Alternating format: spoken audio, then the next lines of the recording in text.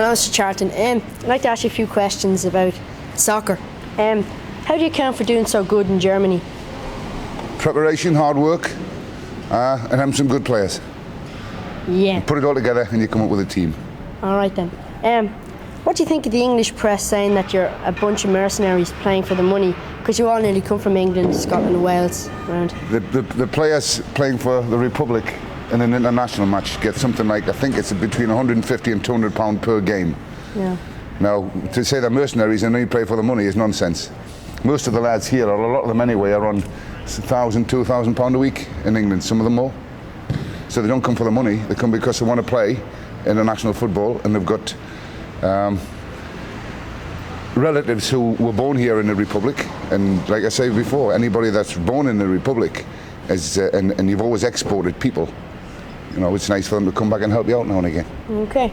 You lost Brady in Europe through suspension, and now he's unavailable because of an injury. Is that the end of it? Is he gone now? I don't know. I would hope not. I would like to see Liam come back just to play in a game for part of it, if it just was the end. I didn't like him going out like he went out, being sent off. I'd like to see him come back and play another game. So he will be coming back? I don't know. He's got a very nasty injury. He's playing at the moment, but he's not competing as Liam could compete. So he won't be in for the World Cup? I don't know, but I hope so. Okay, were you happy with the result against Northern Ireland? No, I wasn't. I thought we should have beaten Northern Ireland. I thought we had enough chances in the game and we had enough control of the game to have won it. We didn't exercise the control we had on the game at times when we should have done it. We should have put the game together a little bit better than we did. And I was disappointed that we didn't score. And if we had scored, we'd have certainly won the game. Yeah, was it a big disadvantage playing without any supporters? Well, we've got a good bunch of players here. They're all very experienced now with playing in front of very hostile crowds. If you played in front of, you know, we did very well against the Dutch, playing them in the European Championships. And the Dutch crowd couldn't have been more anti, really, although the result was good for them. Actually, to play in front of a big, massed orange audience was difficult for the lads. And I don't think going to Northern Ireland worried them at all. Were you afraid going up, no? No, not at all. Why should we be afraid? Do you ever think there'll be an All-Ireland team? North and South? That's one I keep getting asked, and I don't like to answer it, because I'm not going to please everybody. If I said I would like to see an All-Ireland team, people would say, you know, so I would upset some people. If I say I wouldn't like to see an All-Ireland team, I'll upset somebody else. So it's a only one that's not up to me to decide. It's up to the people who run football here. When they decide it, then that's their decision, not mine. Would you like to see it? Not particularly. I don't care one way or the other.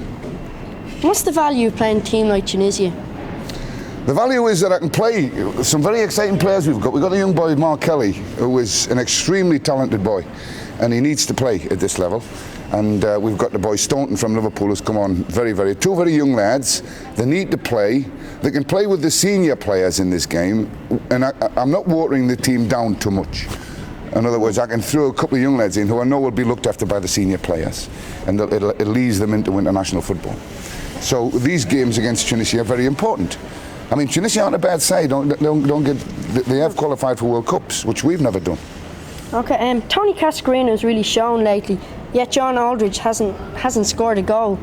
Will it be John Aldridge? I mean, will it be Cascarino and David Kelly instead of Aldridge? No, John Aldridge will play with Tony Cascarino up front. He will start the game. Whether he finishes or not depends on how John's doing. And why do you play him instead of Kelly? Because Kelly means scorers. I'm going to use Mark Kelly in a different way, which over the next... David Kelly. I'm going to use David Kelly in a different role, which you might see happening in some of the friendly matches that we have in the future. And probably we'll see it tomorrow night. I'll use David in a different way, rather than playing him up front. And that, yeah, you will see if you come to the game. I'll be there. But John Aldridge is... You see, people criticise John for not scoring goals. He's missed a few chances for us, but John does a different role for me. We play behind the fullbacks, which means your forward players have to get to the ball first. Now, they can't really get into the ball first and being in the middle of the goals to score goals. So John's chances are few and far between, and he's missed a few, but he's done tremendously good work in other areas of the field. That's why I keep playing John. Okay. The game in Budapest tonight, that's more important than the game in Tunisia, really, isn't it? The game Northern Ireland are playing in Budapest. In Budapest. Yes, I would think so. But it's the same thing. We're preparing, and you've always got to have games to preparing. You can't prepare in World Cup matches. You prepare in other games. The game against the Spaniards in Madrid. How do you fancy that? that? It's in Seville. Oh, sorry, Seville. How will they do against us, the Irish team, away? Well, we're always very competitive. Nobody gives us any start. Nobody takes us lightly anymore. We're very competitive, and I expect us to be very competitive in Seville, and I expect it to be a very close game. And I would look forward to us getting a result there. How do you describe your style of coaching and managing? Very simple and direct. Don't complicate the game. Don't overcomplicate it. Keep it as simple as so that players who come from different clubs can understand what you're talking about and can put it into play easily. Nothing complicated in our game. Work hard, chase people, close them down, play the ball in behind them. Don't let them go and turn and feel unsafe on it. Make them feel unsafe on it. And it's all about work rate and where you play the ball and how you work for each other. Okay then. And how will you win? How will you do in the World Cup? Sorry. I will be I'll be out of a job if we don't qualify. All right then. Okay. And I would like to qualify. All right then. Thank you. My pleasure. Thank you.